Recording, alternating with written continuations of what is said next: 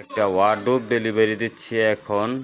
দেখেন, এটি হলো ওয়ার্ডরোবের মুখ, ডয়ার আর কি। পুরো ওয়ার্ডরোবটা দেখাইতেছি, দেখে যাবেন। 5টা ডয়ার, একটা পার্ট। এই যে ডয়ার লাগাচ্ছে, তাড়াতাড়ি লাগাও, তাড়াতাড়ি লাগাও।